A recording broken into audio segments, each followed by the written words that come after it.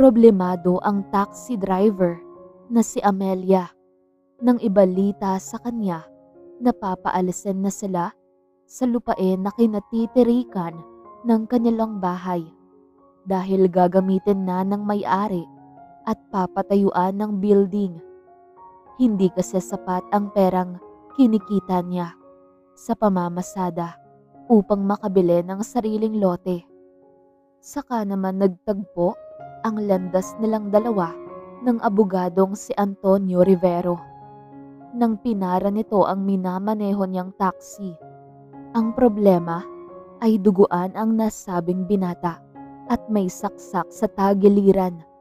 Dahil sa takot at kaba ni Amelia ay natataranta siya at hindi alam ang gagawin. Pero hiniling ng binata na huwag niya itong dalhin sa ospital. Kaya inuwi niya ito sa bahay niya. Tumawag naman ng doktor ang abogado upang magamot ang sugat nito. Sa di inaasahang pangyayari ay nakilala ni Amelia ang matandang lalaki na isang sikat na negosyante nang bigla niyang hilahin ito papasok sa taxi dahil napapansin niyang pinagbabaril ito ng mga armadong kalalakihan. At sinong mag-aakala na natulungan niya ang mag-ama sa magkaibigang sitwasyon? Saan kaya hahantong ang pagiging mabait ni Amelia? Mapabuti kaya siya o ikakapahamak niya? Pagdating ni Amelia sa bahay nila galing sa pamamasada ay napansin niya ang malungkot na muka ng kanyang tatay Carlos. Nagtaka siya kung ano ang problema. Idagdag pang wala siyang kita ngayon sa pamamasada. Pumapatak ang metro pero wala namang sumasakay. Mabuti na lang ng bandang hapon ay meron na. Kaya lang ay mabibilang sa daliri ang pasahin niya. Lumapit siya sa tatay niya at nagmano, saka umupo sa tabi nito. Pinunasan muna ni Amelia ang kanyang muka bago hinarap ang tatay niya. May problema ba, tay? Tanong ni Amelia. Kasi anak, may nakarating sa aking balita na papaalisin na raw tayo rito sa lupa na kinatitirikan ng bahay natin. Napabuntong hiningang sagot ni Tatay Carlos. Napabuntong hininga si Amelia. Wala tayong magagawa, tay. Sa kanila naman tong lupa. Nakatirik lang tayo dito. Sa ayaw natin o hindi ay aalis talaga tayo rito. Napailing na sabi ni Amelia.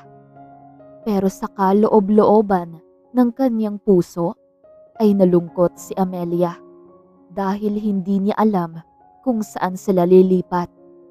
Sa panahon ngayon ay mahal ang bentahan ng lote kaya hindi sila makabili dahil wala naman siyang maayos na trabaho. Kung magrenta sila ng boarding house ay hindi makakasigurong makakabayad sila buwan-buwan. Tanggapin na lang natin ang desisyon nila. Maghanap na lang tayo ng pwedeng malipatan.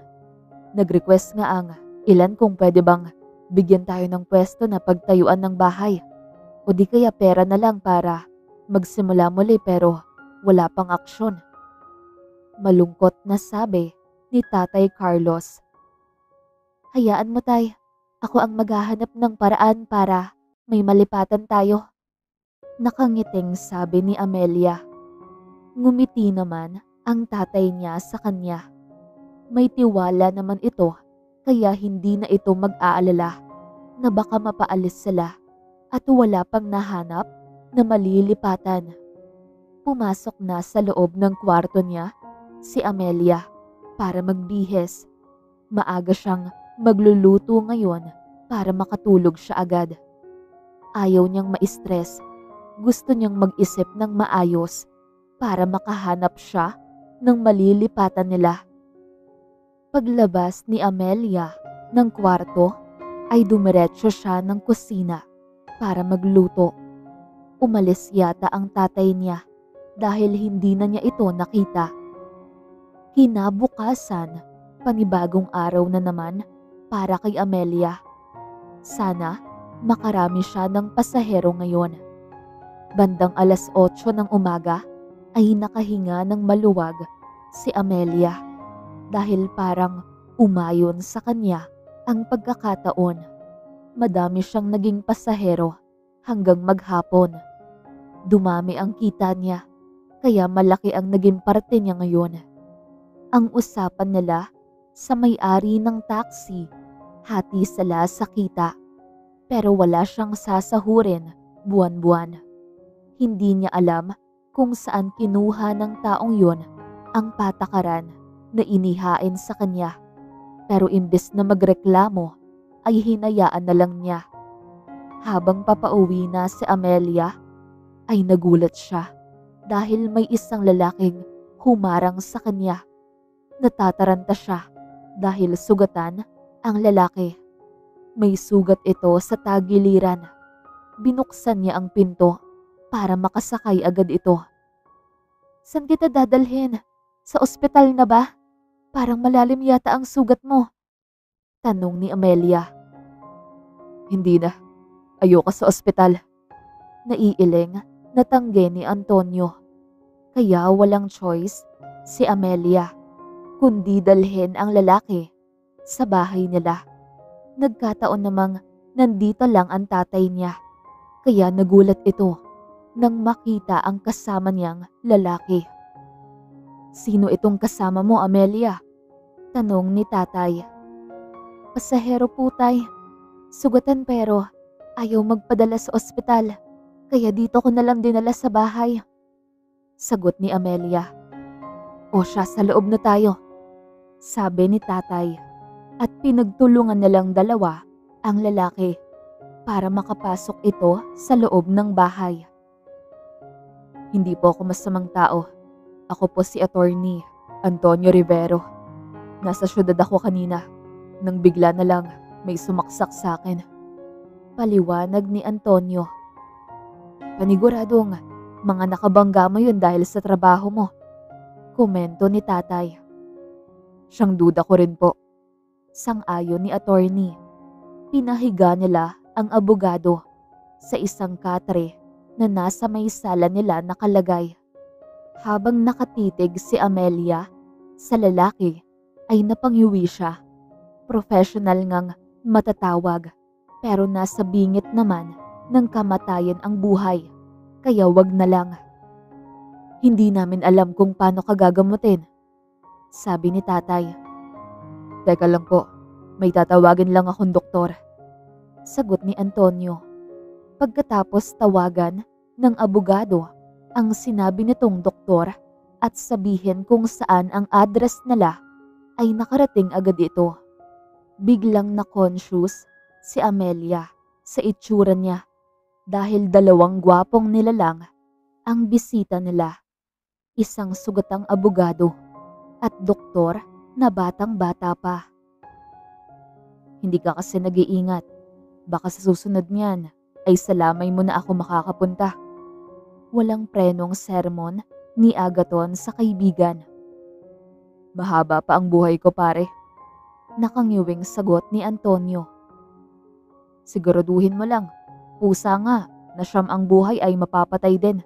Ikaw pa kaya? And make sure na hahaba pa ang buhay mo. Kung hindi ay ako na lang ang magpapaikli niyan," sabi ni Agaton. Napatawa na lang sa isip niya si Amelia. Halatang magkaibigan ang dalawang ito. Sa palitan pa lang ng salita, todo sermon. Pero ginagamot naman ang sugat. "Patalikod kung tumira ang kalaban," saad ni Antonio. "Siyempre, alam nila na wala silang laban kapag nakaharap ka.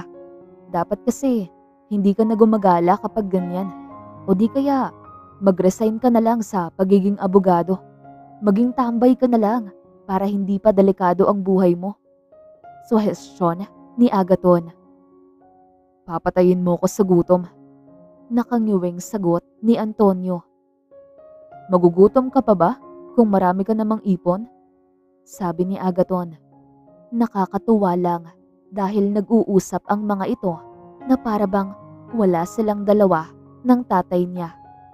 Pagkatapos magamot ni Antonio ay umalis na ang doktor at nalaman niyang Agaton ang pangalan nito. Hinayaan muna niya na makatulog ang lalaki. Umalis muna si Amelia para ibalik sa may-ari ang taxi. Bukas na lang niya ulit kukunin. Kinagabihan, kumain sila kasama si Antonio. Hindi naman ito nagreklamo sa ulam nilang bagoong at nilagang ampalaya na isasawsaw doon.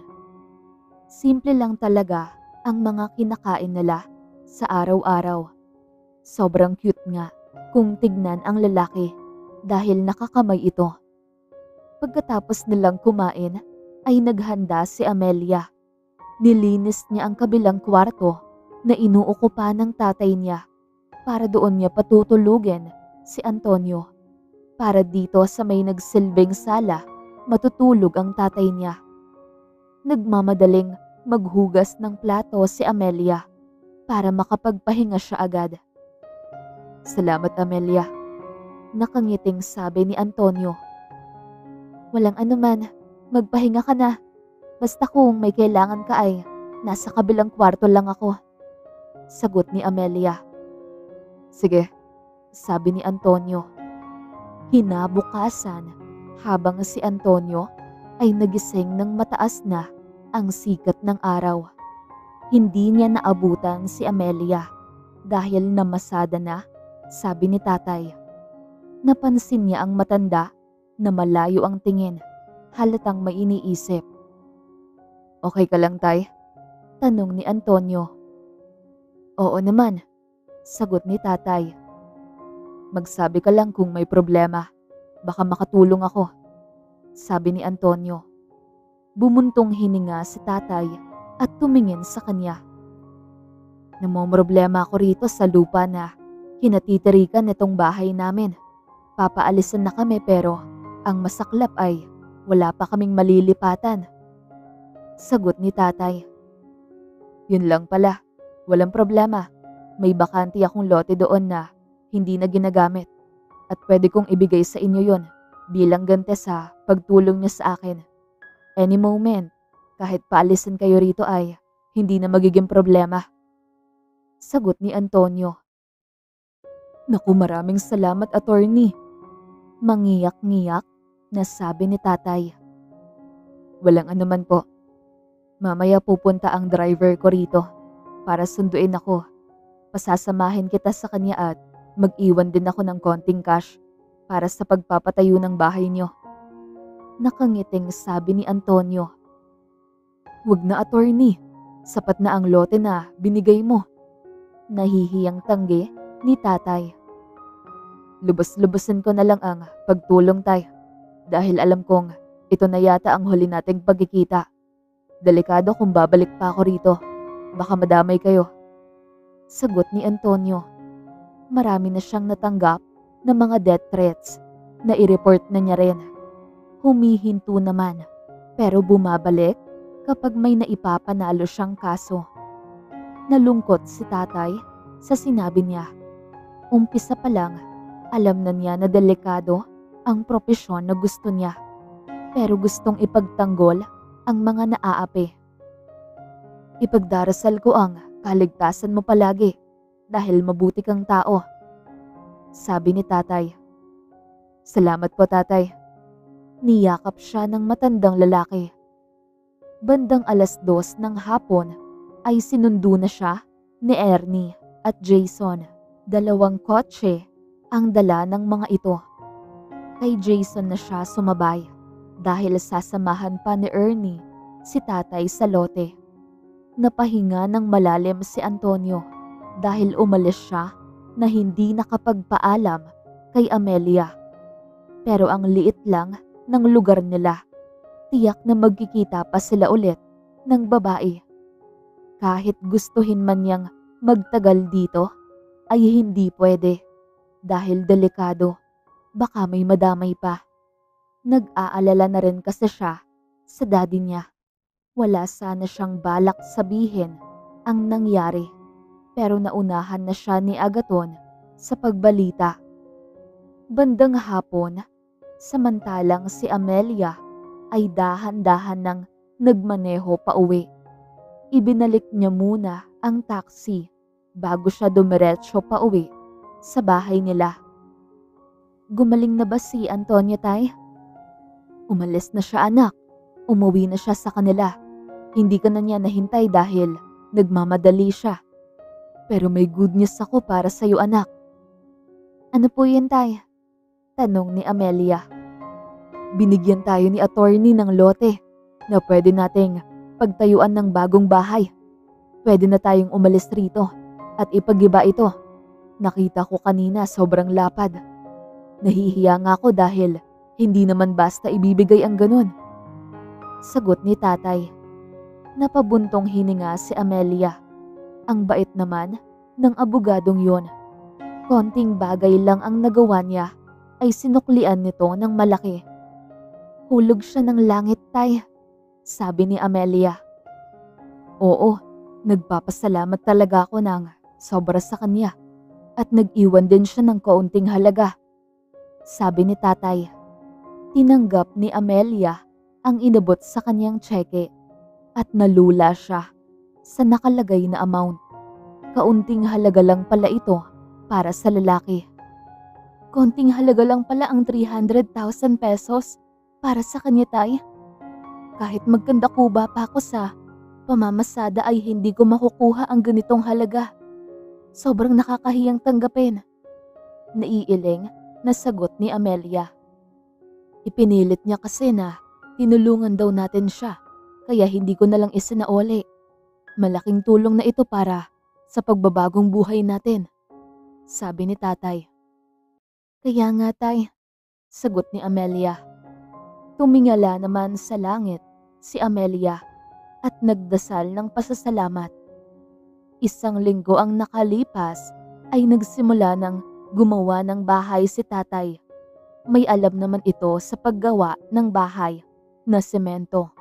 Kaya ito na lang ang gumawa para wala na silang binabayarang iba.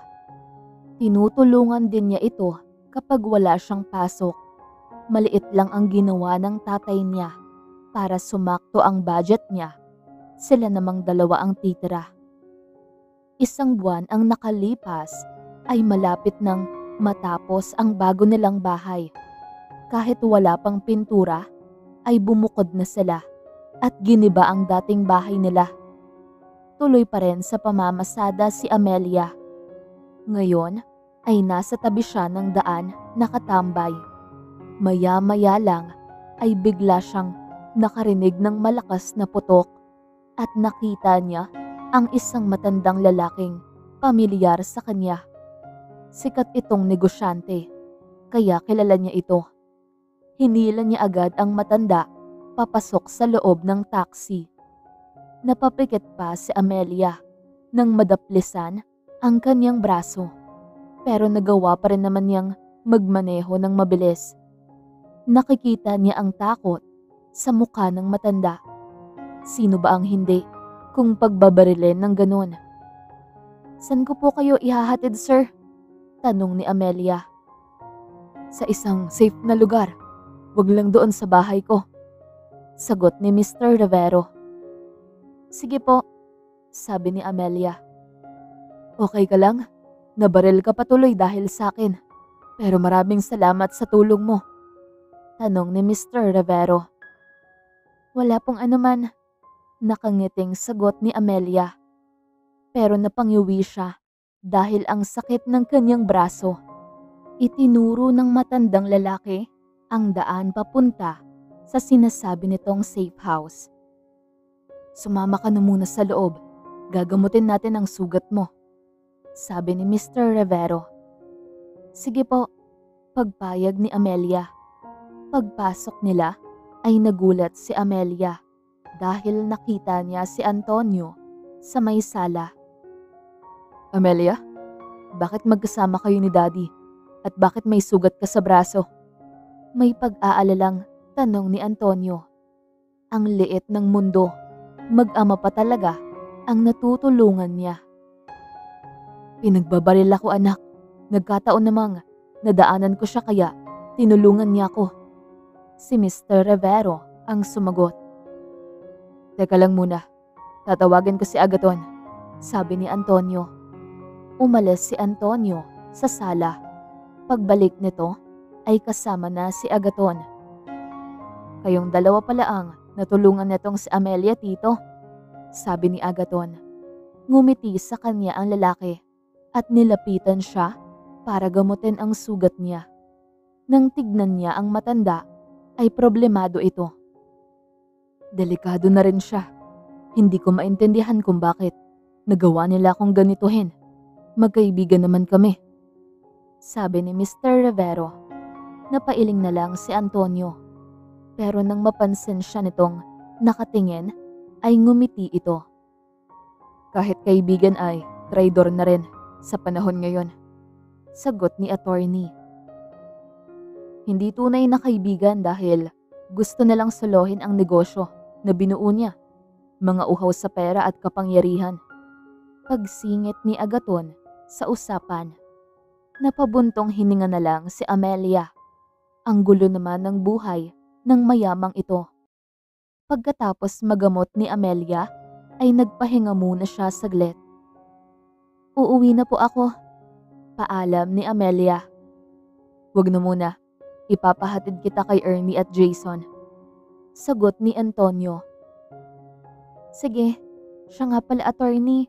Maraming salamat sa naging tulong mo sa amin ng tatay ko, sabi ni Amelia.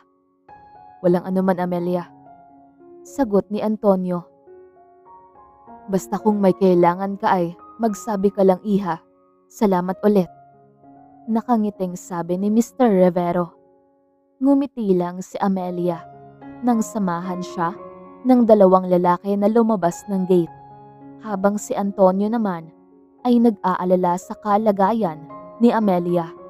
Pero parang hindi naman ito nabahala na posibleng madamay ito sa kanila. Ang tapang ng babaeng yun, hindi man lang siya natinag sa tama ng bala sa braso niya. Parang wala siyang feminine side, komento ni Agaton. Nasanay na kasi siya na ang tatay ang kasama niya at siya na rin ang naghahanap buhay sa kanilang dalawa, sagot ni Antonio. Gusto ko ang matapang na gaya niya, nakangiting sabi ni Mr. Rivero. Napasipol si Agaton. Huwag mo sabihing may crush ka kay Amelia, tito, tanong ni Agaton. Irereto ko na lang siya kay Antonio, wag na lang sa akin. Ngayong delikado ang buhay niya ay mas kailangan niya ng girlfriend na matapang, sagot ni Mr. Rivero. Napakunot na lang ang noo ni Antonio. Naging matchmaker pa yata ang ama niya. Paano naman ako, tito? Tanong ni Agaton. Hindi kayo bagay. Maghanap ka ng sayo, sagot ni Mr. Rivero. Napailing na lang si Antonio. Nasa problema na nga sila, ay babae pa rin ang pinag-uusapan ng dalawang ito. Habang si Amelia naman ay ibinalik na niya ang taxi sa may-ari at nagpaalam rito na hindi na siya mamamasada. Natatakot na rin siya dahil mamaya siya na ang target ng mga ito. Hahanap na lang siya ng pwedeng mapagkakitaan para may panggastos sila ng tatay niya. Hindi na rin niya naisipang gumala sa syudad dahil natatakot siya. Ayaw niyang madamay ang tatay niya. Ito lang naman ang naiwan sa kanya sa mundo. Hindi pwedeng malagasan pa ng isa sa kanila. Samantalang si Antonio naman ay inaayos na ang gulo na nangyari sa kanila ng daddy niya. Expected na ito at parang nasasanay na siya. Pero kasi nakakatakot pa rin. May tao naman talaga kasing hindi lumalaban ng patas. Isa-isa na niyang pinababantayan ang kilos ng mga ito. Tumahimik naman, pero baka naghahanap lang ng maayos na way para atakihin na sila. Sa panahon ngayon, mahirap nang magtiwala sa kahit sino. Isang buwan ang nakalipas ay hindi na ulit nag-cruise ang landas ni Amelia at Antonio. Kaya hindi niya na alam kung ano ang nangyari sa mag-ama. Tahimik ang isang buwan niya, which is good. Wala pa rin naman siyang tinatanggap na kaso ngayon. Naiisip niyang mag-lie low na muna. Baka kasi mamamatay siya tapos hindi pa siya nakapag-asawa. Naisipan ni Antonio na lumabas muna ng bahay at gumala sa syudad. Nang mapadaan siya sa isang kapihan ay pumasok siya para magkape. Mag-order na sana si Antonio nang may inabot sa kanyang black coffee. Hindi pa ako nag-order, sabi ni Antonio. Si ma'am ang nagbigay nito, sir. Nakangiting sagot ng staff. May itinuro ito mula sa kanyang likuran at napasunod naman siya at nakita niya si Amelia na nakangiti sa kanya. Napakunot ang noo ni Antonio. Nag-iba na ang aura ng babae ngayon. Gumanda na itong lalo. Maikli na ang buhok, saka nakapag-ayos na rin. Pagkatanggap ni Antonio ng kape, ay tumayo siya at naglakad palapit kay Amelia. Muntik na katang di makilala. Nakangiting sabi ni Antonio at bumeso sa dalaga. Natigilan naman siya dahil nalanghap niya ang mabangong amoy ng babae. Hinawakan ni Amelia ang braso niya at ngumiti. Ako pa rin naman to, sagot ni Amelia. Kamusta ka na? Tanong ni Antonio. Okay lang ako, attorney. Siya nga pala, kinakamusta ka ni tatay? Nakangiting sagot ni Amelia. Namiss ko din ang matandang yon. Dadalaw lang ako doon sa inyo minsan, sabi ni Antonio. Sige, attorney, ikaw lang ang palaging bukang bibig ni tatay, sagot ni Amelia. Napaka-formal mo naman masyado. Antonio na lang, hindi naman kita kliyente. Ikaw, kamusta ka na? Tanong ni Antonio. Okay lang, isang buwan na rin ako ang hindi namamasada. Naghanap ako ng ibang mapagkakakitaan. Nagkita nga kami ng daddy mo, sagot ni Amelia. Oo, bumalik na naman siya sa paglabas-labas kasi ang tahimik na ng mga asungot, sabi ni Antonio. Basta, mag-iingat ka palagi. Iisa lang yung buhay mo, paalala ni Amelia. Natigilan naman si Antonio nang ngumiti sa Amelia dahil mas lalo itong gumanda sa paningin niya. Pagkatapos magpasalamat ni Antonio sa kape, ay umuwi na siya sa bahay nila. Nadatnan niya ang daddy niya sa may sala, nanonood ng palabas sa telebisyon. Good morning, Dad. Kumain ka na ba? Tanong ni Antonio. Oo, kakagaling ko lang sa safe house, sagot ni Mr. Rivero. Siya nga pala, Daddy. Nagkita nga daw kayo ni Amelia? Untag ni Antonio. Oo, nag-abot ako sa kanya ng tulong. Binigyan ko ng puhunan sa negosyo at isang kotse, sagot ni Mr. Rivero. Mabuti naman. Palagi naman kaming magkikita dahil pumupunta siya sa safe house kasama ni Agaton, sagot ni Mr. Rivero. Napakunot naman ang noo ni Antonio. Bakit magkasama palagi si Amelia at Agaton? Anong meron sa dalawang yun? Bakit magkasama sila palagi ni Agaton, Dad? Tanong ni Antonio. Hindi ko alam, sagot ni Mr. Rivero. Natigilan bigla si Antonio at nag-iisip. Bandang hapon ay wala naman siyang ginagawa sa bahay niya, kaya naisipan niyang bumisita sa bahay nila Amelia. Nanlaki ang mga mata ng tatay ni Amelia nang makita siya, kaya dali-daling pumunta sa kanya ang matanda at niyakap siya ng mahigpit.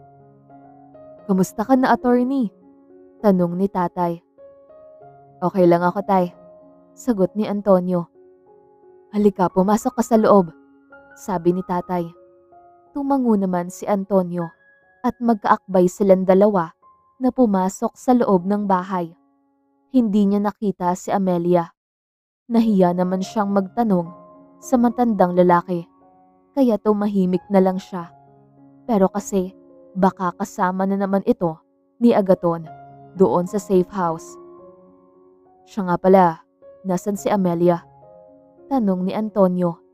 Hindi talaga siya nakatiis na huwag tanungin kung nasaan ang babae. Nandun sa kapihan niya, nagbabantay.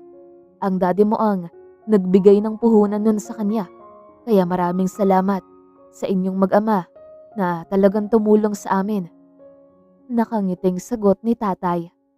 Hindi man lang naisip ni Antonio nang makita niya doon ang babae. Akala niya customer lang ito doon. Na-distract kasi siya sa bagong looks nito, kaya nawala sa isip niya. Walang anuman po yun. Tumatanaw lang po kami ng utang na loob. At saka, malaki ang naitulong din ni Amelia sa daddy ko. Sabi ni Antonio. Nagluto ang matandang lalaki para pakainin siya. Nasa sala lang si Antonio. Nakatambay, kaya nahiga siya sa sofa at itinaas ang kanyang paa.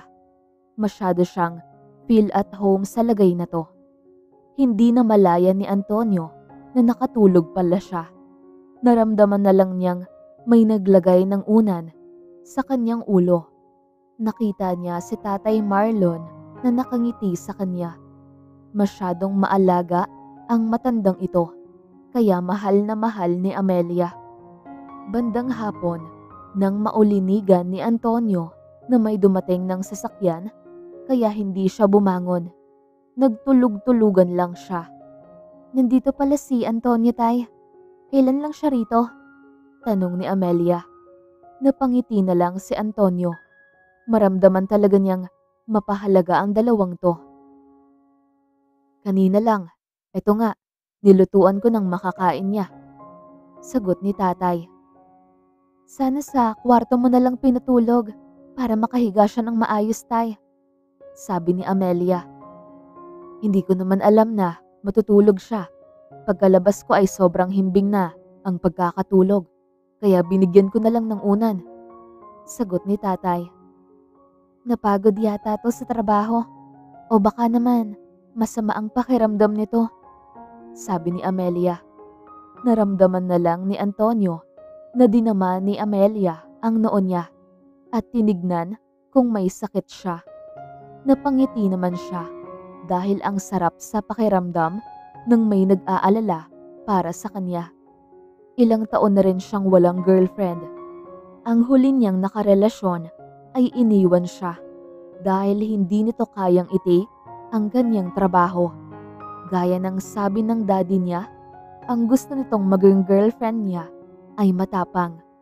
Pero wala kasing sa tapang yan. Kung marami na talaga ang gustong pumatay, ay nakakatakot na. Nang mapagod ng magtulog-tulugan si Antonio, ay kumilos na siya at dahan-dahang naupo. Ngumiti naman si Amelia sa kanya nang magkatinginan silang dalawa. Hi Amelia, bati ni Antonio. Baka naistorbo ko ang tulog mo. Sorry, sabi ni Amelia. Okay lang, gigising naman din ako. Sagot ni Antonio. Huwag ka na munang umuwi. Kakain na muna tayo. Nakangiting sabi ni Amelia. Parang gustong tanungin ni Antonio kung anong meron ito at si Agaton. Pero nahihiya naman siyang diretsuhin ang babae. Baka sasabihin nitong nakikialam siya. Pwede bang dito na lang muna ako titira? Sambit ni Antonio. Oo naman. May isang kwarto pa namang available. Sagot ni Amelia. Pwede din namang dito na muna siya dahil wala pa siyang trabaho sa ngayon. Nagpaalam muna saglit ang babae na magbibihis na, kaya pumayag na siya. Bandang gabi ay hindi umuwi si Antonio.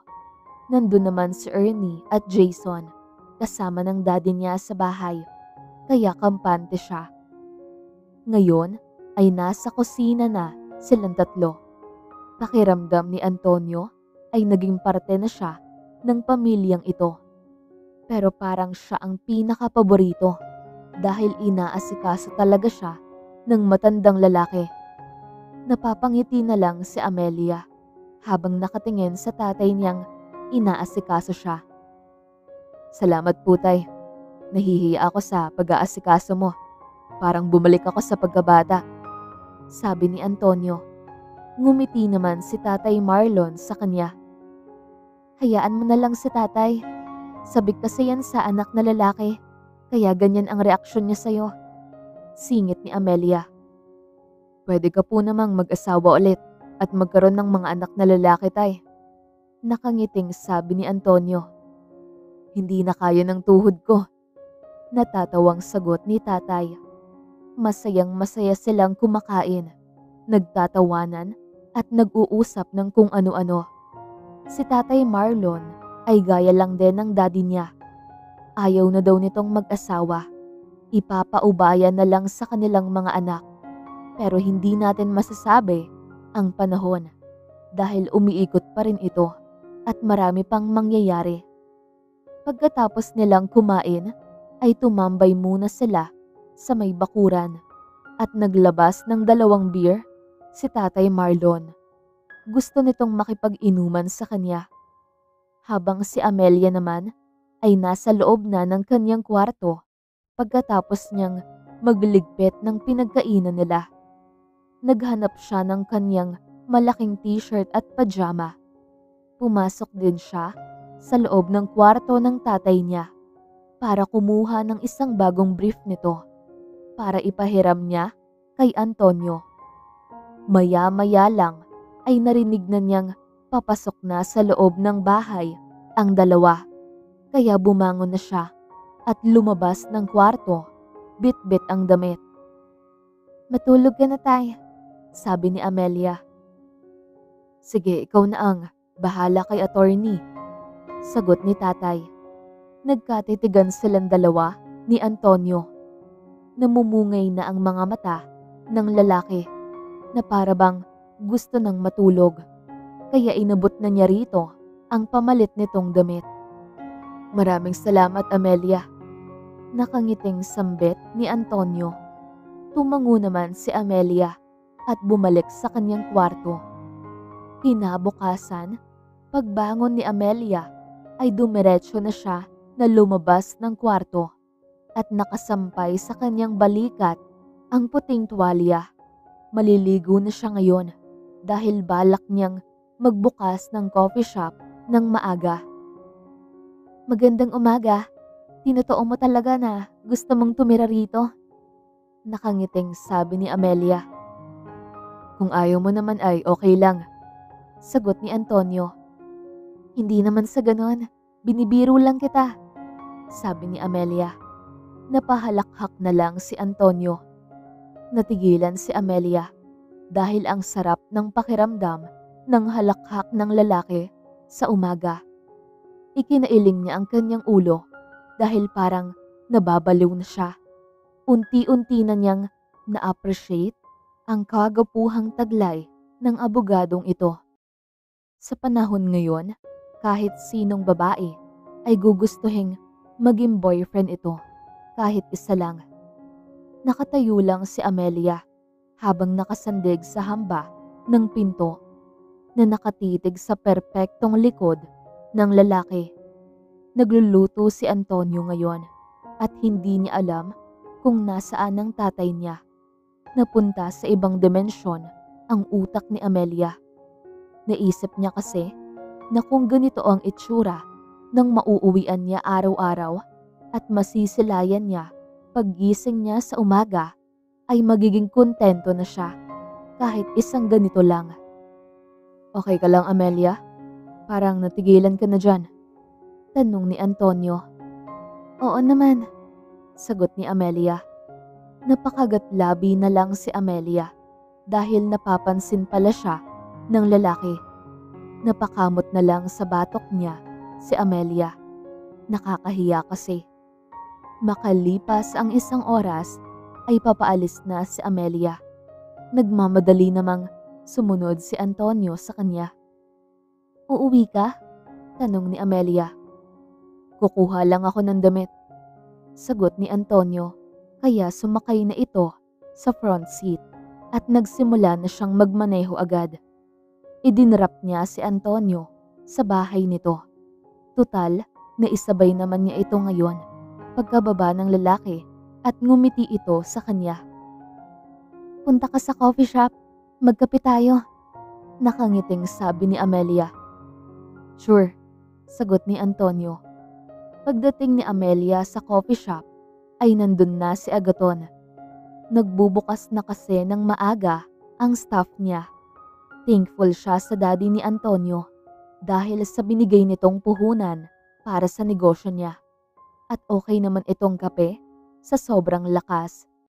Nakipagkamay sa kanya si Agaton, kaya ngumiti din siya rito. Kanina ka pa? Tanong ni Amelia. Bago lang, kakagaling ko lang ng ospital.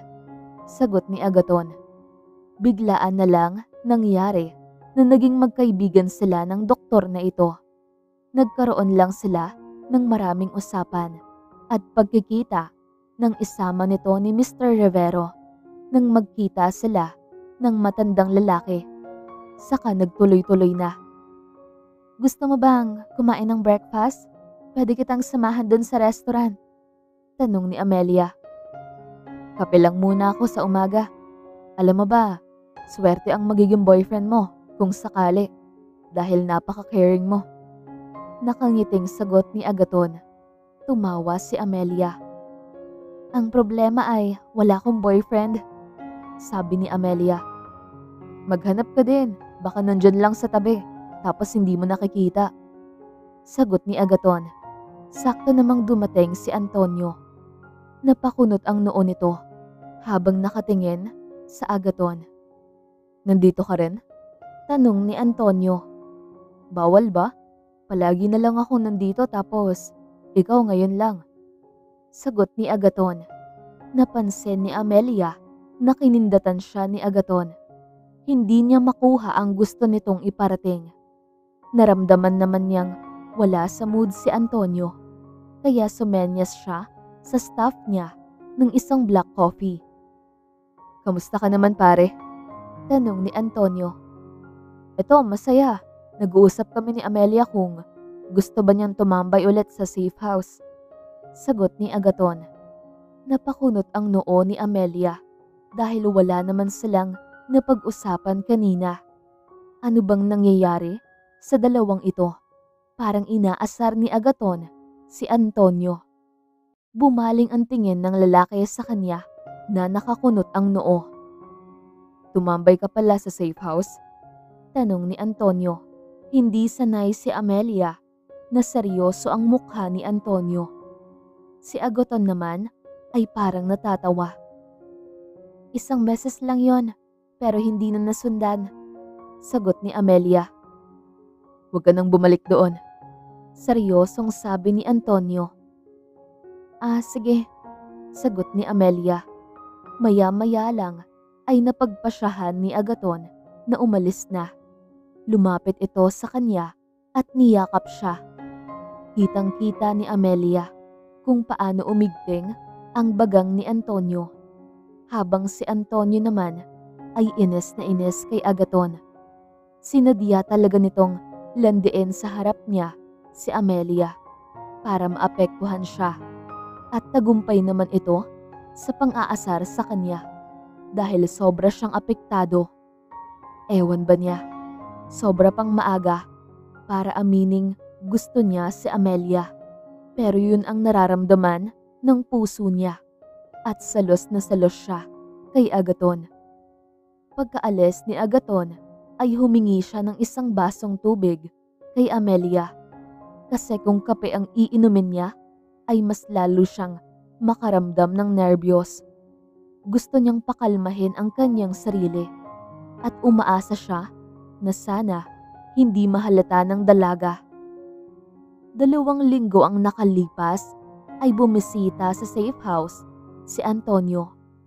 Sobrang laki ng ngisi ni Agaton sa kanya. Kaya ka ba nagpunta rito dahil may problema ka? O gusto mo lang masiguro na wala rito si Amelia?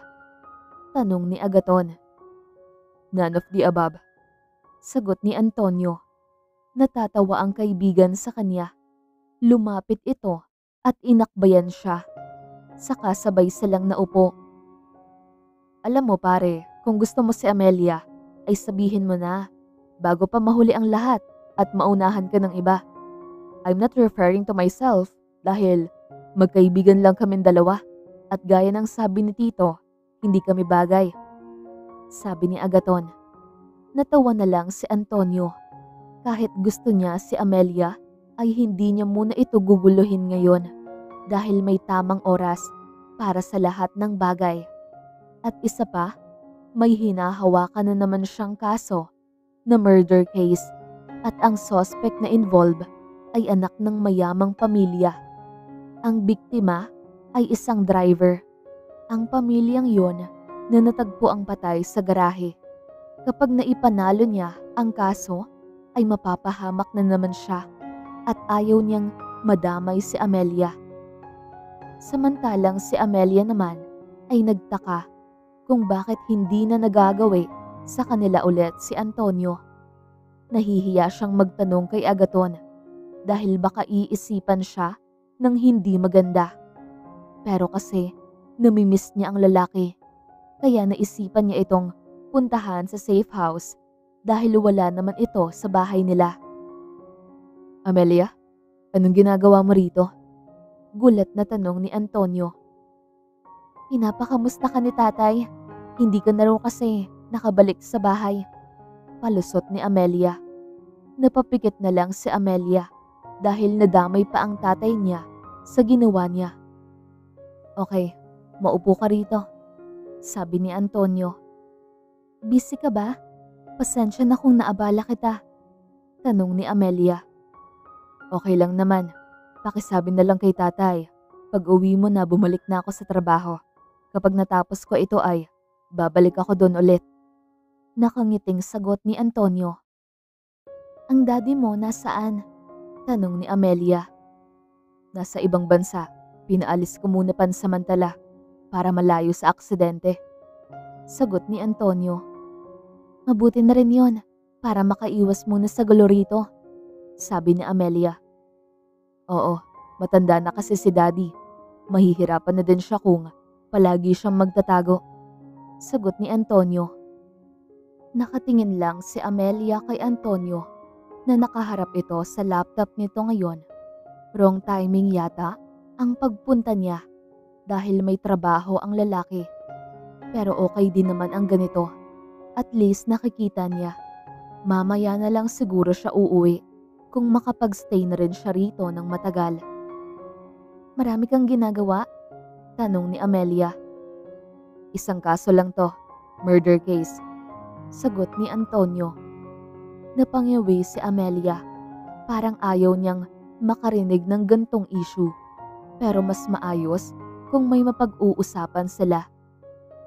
Sinong pinatay? Tanong ni Amelia.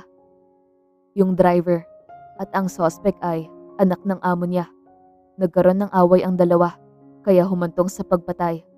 Wala nang buhay nang makita sa garahe ng bahay.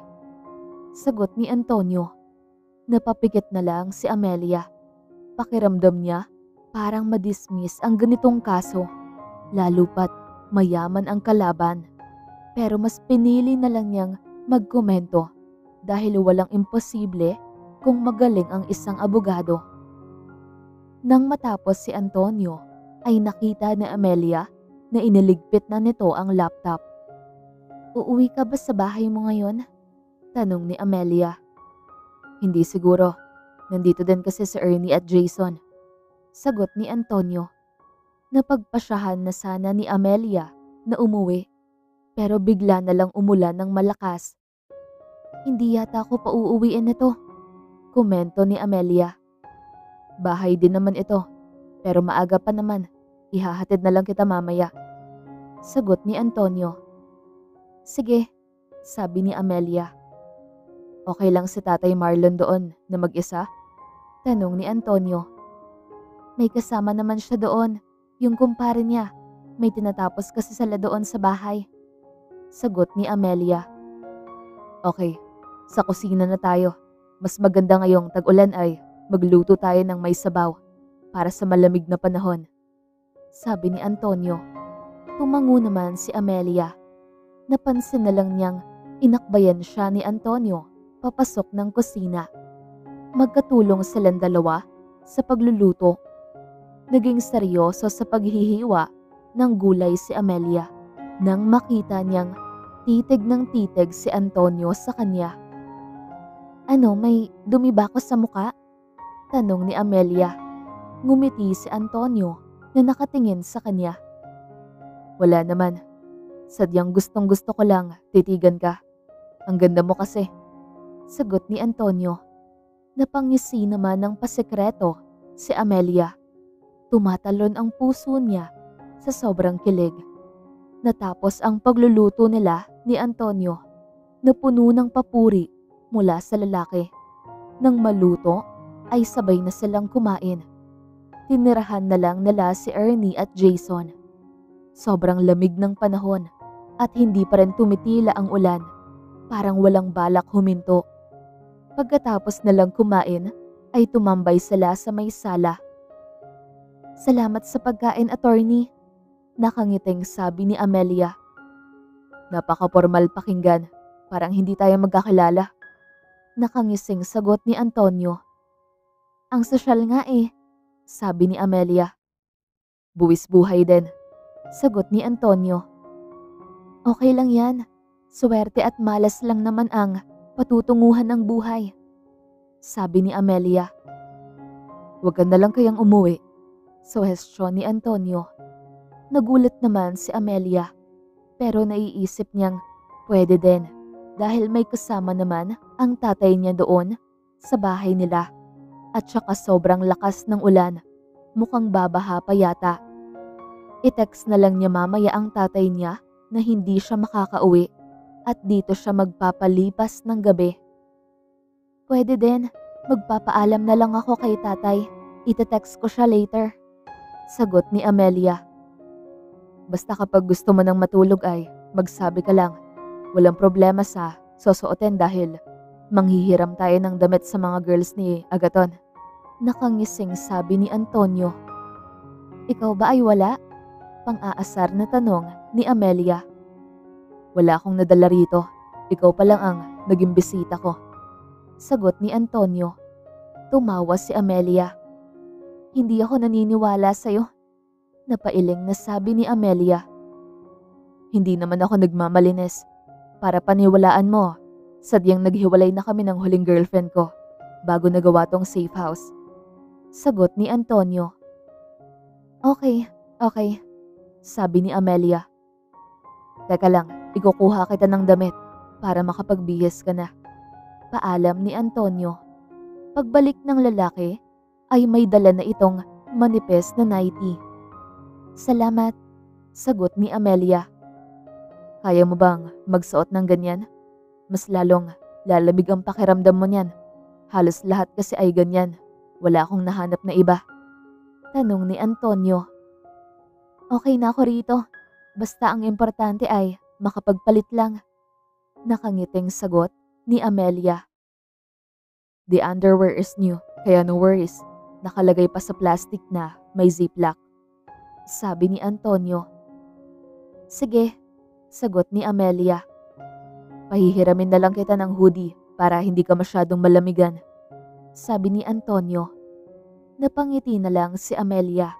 Hindi siya nagkaroon ng chance na magkaroon ng love life at ma-inlove sa isang lalaki. Kaya masyadong overwhelming na nag-aalala sa kanya si Antonio. Ngayon, napagtanto ni Amelia na sobrang lungkot pala ng buhay niya. Dinaig siya ng mga Gen Z ngayon. Paiba-iba lang ng karelasyon. Samantalang siya ay wala pa kahit isa. Pagkatapos magbihis ni Amelia, ay naisipan niyang tumambay muna sa may sala. Malakas pa rin ang ulan kahit gabi na. Pero kampante naman siya dahil nakapag-text na siya sa tatay niya kanina. Maya-maya lang ay lumabas ng kwarto si Antonio na may dalang foam at nilatag sa may sahig. Mas maganda kung dito na tayo matutulog. Sabi ni Antonio. Ikaw ang bahala. Baka maging istorbo kay Ernie at Jason kapag dadaan sila papuntang kusina.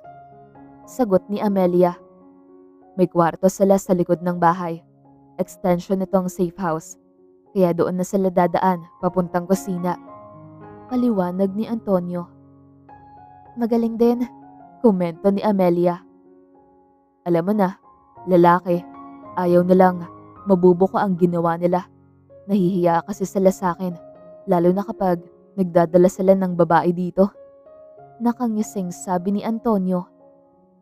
Hay, lalaki talaga, sagot ni Amelia. Pero mga binata pa ang dalawang yan. Mga girlfriend ang dinadala nila rito. Kasi kung may asawa na sila at naglolo ko, ako mismo ang magpapakulong sa kanila. Sabi ni Antonio. Ang dami pa nilang napag-usapan ni Antonio. Parang walang planong matulog ang lalaki at si Amelia naman ay hindi inaantok. Habang si Antonio naman ay natutuwa dahil sa pagdalaw ni Amelia. May kakwentuhan siya. Napagpasyahan nga niyang sa sala na sila matulog para naman hindi matapos ang gabi nila sa pag-uusap. Sayang din kung papalagpasin niya ang pagkakataon. Hindi ka pa inaantok? Tanong ni Amelia.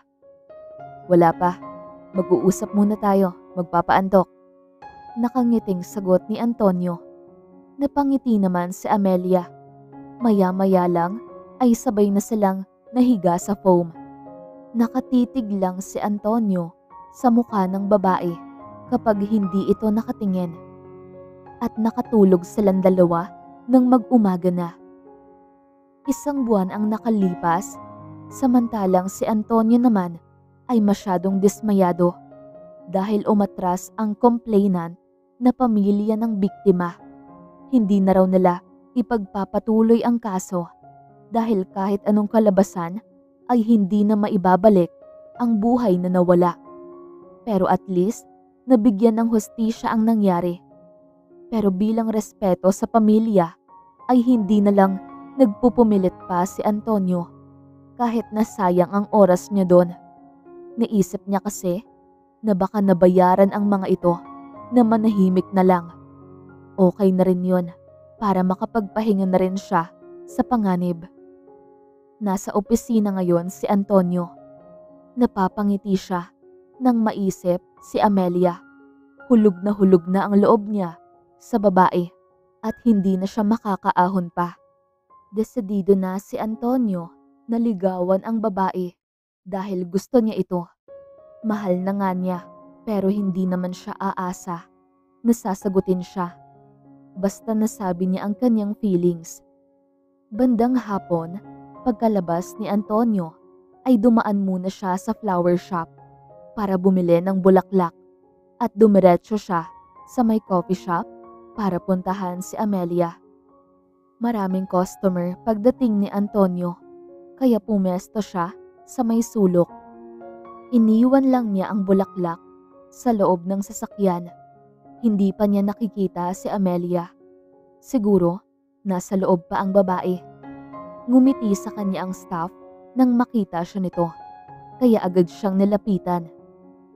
Anong order mo, sir? Tanong ng staff. Hindi ako o-order. Hintayin ko lang si Amelia. Nakangiting sagot ni Antonio. Sige po, nasa loob po si ma'am, may ginagawa. Sabi ng staff. Tumango naman si Antonio at hinintay si Amelia. Maya-maya lang ay lumabas na ang babae nang may ngiti sa labi nito. Nang makita siya, tumayo agad si Antonio at bumeso sa babae. Akala ko busy ka, tanong ni Amelia. Hindi natuloy kasi umatras yung complainant. Hindi na raw magkakaso. Nasayang nga yung effort ko pero okay lang yun. Sagot ni Antonio. Okay lang yan, bawi ka na lang next time, sabi ni Amelia. Oo nga, tara, uwi na tayo. Aya ni Antonio. Tumango naman si Amelia at ngumiti sa kanya. Magkasabay na silang dalawa ngayon at magkahawak kamay na lumabas ng coffee shop. Pagpasok nila sa loob ng sasakyan, ay inabot niya ang bulaklak kay Amelia at nagulat naman ang babae pero tinanggap pa rin naman. Salamat, hindi ko naman birthday ngayon, sabi ni Amelia. Napatawa na lang si Antonio. Hindi naman para birthday lang ang bulaklak. Marami itong panggagamitan, sagot ni Antonio. Ngayon lang ako nakatanggap ng ganito kahit walang okasyon, sabi ni Amelia. Talaga? Kaya mula ngayon ay araw-araw ka nang makakatanggap ng ganyan, sagot ni Antonio. At bakit? Tanong ni Amelia. Sumeryoso ang mukha ni Antonio habang nakatingin kay Amelia. Hinawakan niya ang kamay nito at hinaplos. Dahil gusto kong manligaw sa'yo, Amelia. Gusto kita, matagal na. Kaya sana pumayag kang ligawan ko, sagot ni Antonio. Sige, subukan natin, baka mag-work, nakangiting sabi ni Amelia. Salamat, pag-iigihan ko ang panliligaw para naman sagutin mo ko, sagot ni Antonio. Napahalakhak na lang si Amelia, kaya napayakap si Antonio sa babae. Bago niya inihatid pa uwi sa Amelia, ay dumaan muna sila sa restaurant para kumain. Pag uwi nila, ay nadatnan nila sa labas ng bahay si Tatay Marlon. Nagmano siya sa matandang lalaki. Sobrang saya nito nang makita siya. Sumunod na rin si Amelia sa kanya. Payag ka daw bang maging manugang siya, Tay? Pabirong tanong ni Amelia. Kinabahan si Antonio. Baka mag-iba ang trato sa kanya ng matandang lalaki o baka magalit at maitak siya. Kayo na ba? Nakangiting tanong ni Tatay. Hindi pa po, sagot ni Antonio. Walang problema, kahit sino naman, basta mahal ang anak ko at mahal niya ito, sagot ni Tatay. Nakahinga ng maluwag si Antonio at ngumiti siya kay Amelia. Maya-maya lang ay naiwan silang dalawa ng matanda sa labas ng bahay. Kamusta ka po, Tay? Tanong ni Antonio. Okay lang ako. Alam mo, baka masabi mo kaya kita nagustuhan dahil mayaman ka at abogado. Walang ganon. Ang dahilan ko ay dahil mabuti kang tao at kaya mong pakisamahan lahat kahit sino. Basta kung darating man ang araw na maging kayong dalawa ni Amelia, ay botong-boto ako sa'yo, sabi ni Tatay. Salamat po, Tay, sagot ni Antonio. Hindi pa ba talaga kayo? Tanong ni Tatay. Hindi pa po. Nagpaalam pa lang po ako sa kanya na manligaw. At saka, nandito na rin lang ako ay magpapaalam na rin ako sa'yo, sagot ni Antonio. Okay lang. Akala ko nga magkarelasyon na kayo dahil palagi kong napapansin na magkasama kayo. Noong kapanahunan namin, mapadikit ka lang sa babae ay kasal ka kagad, sabi ni Tatay. Oo nga po eh, sang-ayon ni Antonio. Basta ikaw na ang bahala kay Amelia. Mahal na mahal ko ang anak kong yun, sabi ni Tatay. Opo, tipid na sagot ni Antonio. Napangiti siya nang tinapik ni Tatay Marlon ang balikat niya. Sa mga sumunod na linggo ay nag-umpisa ng manligaw si Antonio kay Amelia. Todo effort siya para magkaroon ng chance sa babae. Pero isang balita ang nagpaguho ng mundo niya. Takot na takot siya dahil tumawag sa kanya si Agaton at ibinalitang isinugod sa ospital si Amelia dahil nabaril ito sa bandang dibdib. Nagmamadali siyang pumunta sa ospital at nakasalubong niya sa pasilyo ang kaibigang si Agaton. Nasaan si Amelia? Tanong ni Antonio.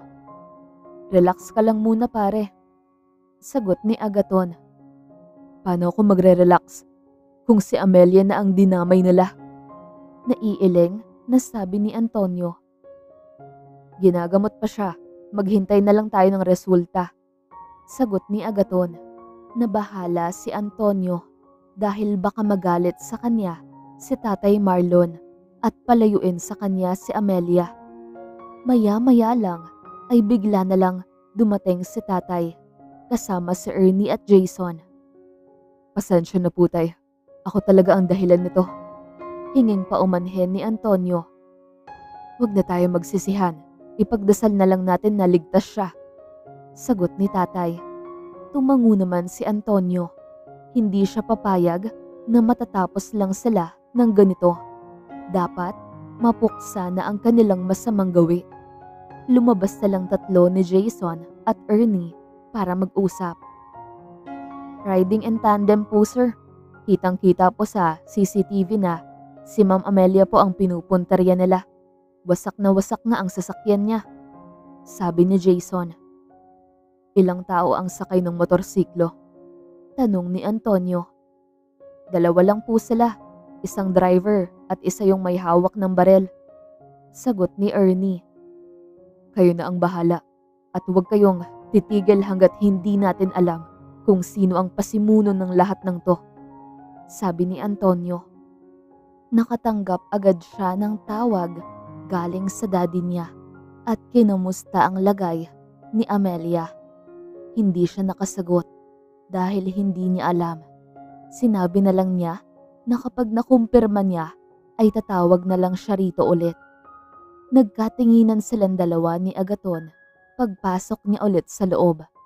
Ramdam niya ang pag-aalala sa mukha ng lalaki para kay Amelia dahil magkaibigan ang dalawa. Hindi mapakali si Antonio. Lakad siya ng lakad at hinihintay ang paglabas ng doktor.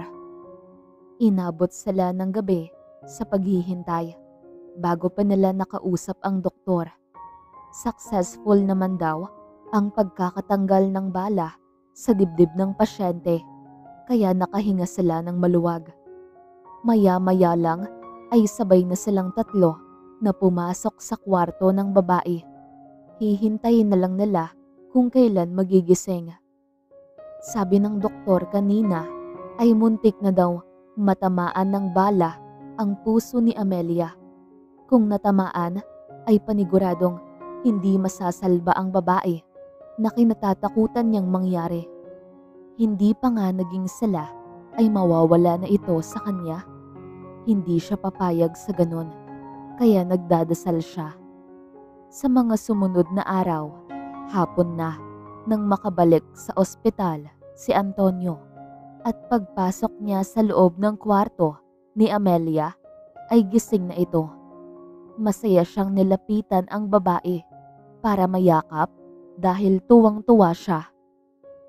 Thank God, nagising ka na. Nakangiting sabi ni Antonio. Talagang gigising pa ako, sagot ni Amelia. Napalayo ng kaunti si Antonio nang ma-realize niyang kasama pala nila si Tatay Marlon. Tumawa naman ang matandang lalaki at nagpaalam na lalabas na muna ito. Kamusta ang pakiramdam mo? Tanong ni Antonio. Okay lang ako, sagot ni Amelia. Takot na takot ako. Sorry kung nadamay ka. Hindi ako papayag na hindi makagante sa mga yon. Sabi ni Antonio. Hinawakan ni Amelia ang kamay niya. Huwag kang gumante. Hayaan mong ang batas ang magparusa sa kanila. Sambit ni Amelia. Minsan kasi ang hina kumilos ng batas dito sa atin. Naiiling na sagot ni Antonio. Sa batas ng Diyos ay hindi sila makakaligtas. Nakangiting sabi ni Amelia. Tumango naman si Antonio. Maya-maya lang ay pinakain na niya ang babae dahil gutom na ito. Siya ang nagbantay kay Amelia dahil hindi pa bumabalik si Tatay Marlon. 2 linggo ang nakalipas ay nakalabas na ng ospital si Amelia. Hindi na muna niya ito pinapayagang lumabas ng bahay o pumunta sa coffee shop. Mas mabuti na rin yung nag-iingat dahil baka meron pang second attack. Palagi niya itong dinadalaw at dinalhan ng kung ano-ano para naman gumaan ang pakiramdam. at madaling gumaling. Nahihiya din naman kasi siyang pabayaan ang babae dahil siya talaga ang guilty sa nangyaring ito. Habang si Amelia ay masyadong na-touch dahil hindi siya iniwan ni Antonio. Akala niya ng mga panahong yon ay katapusan na niya yon. Buti na lang may chance pa siyang mabuhay. Paano na lang yung tatay niya na maiiwan mag-isa? Wala ka bang trabaho ngayon? Tanong ni Amelia. Mas importante ka pa sa trabaho. Sagot ni Antonio. Napangiti naman si Amelia dahil kinikilig siya. Talaga ba? Nakangiting tanong ni Amelia. Ngumiti si Antonio at hinalikan ang pisngi niya. I love you, sabi ni Antonio. I love you too, sagot ni Amelia. Nanlaki naman ang mga mata ni Antonio pagkatapos nitong marinig ang sinabi niya. Wala nang rason para patagalin niya ang lahat ng ito dahil mahal naman din niya ang lalaki. Hindi niya maisip na kapahamakan lang ang dala ng lalaki sa buhay niya. Alam niyang malalampasan din ito ng lalaki. Hindi hahayaan ng Panginoon na mananaig ang kasamaan ng mga tao. Anong sabi mo? Pakiulit nga, tanong ni Antonio. Lumapit pa si Amelia sa bandang tenga ni Antonio. Mahal kita, nakangiting sagot ni Amelia. Ibig sabihin, tayo na? Tanong ni Antonio. Oo naman, tipid na sagot ni Amelia na may ngiti sa labi niya. Sa sobrang tuwa ni Antonio ay binuhat siya nito at pinaikot-ikot. Hindi alam ni Amelia kung naririnig sila ng tatay niya. Pero suportado naman siya ng tatay niya kung saan siya masaya. Hinihiling ni Amelia na sana si Antonio na ang para sa kanya hanggang dulo. Makalipas ang 2 buwan, samantalang si Amelia naman ay bumalik na sa paglabas ng bahay at pagpunta sa kanyang coffee shop. Umaasa siya na sana maging ligtas si Antonio. Gabayan ito ng may kapal palagi at ilayo sa kapahamakan, pati na rin ang lahat ng mahal niya sa buhay at importante sa kanya.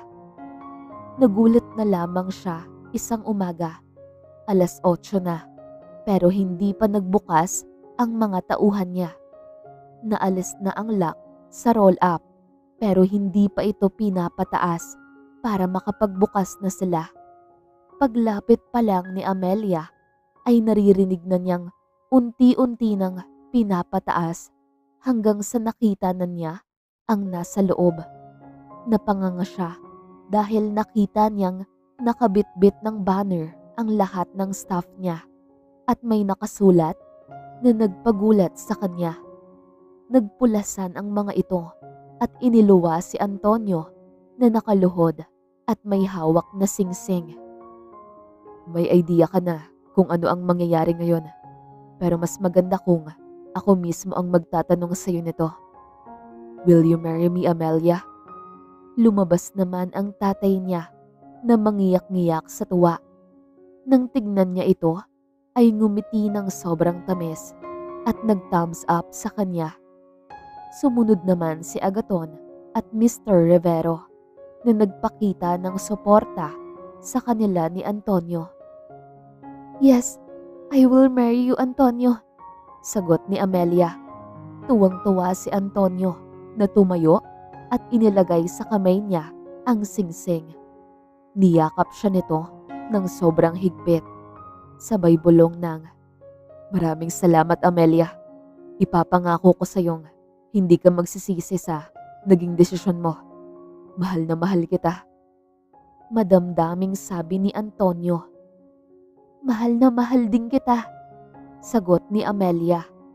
Pagkatapos ng proposal ay pumunta silang lahat sa isang restaurant at kumain kasama ang lahat ng kanyang staff. Hindi na muna sila magbubukas ngayon dahil mag-celebrate sila. Masayang masaya si Amelia Hindi siya makapaniwala na aabot sila sa ganito. Makalipas ang isang buwan ay ikinasal si Amelia at Antonio. Masaya ang puso ni Amelia dahil hindi na sila nakaranas ng cruelty at sana magtuloy-tuloy na ito.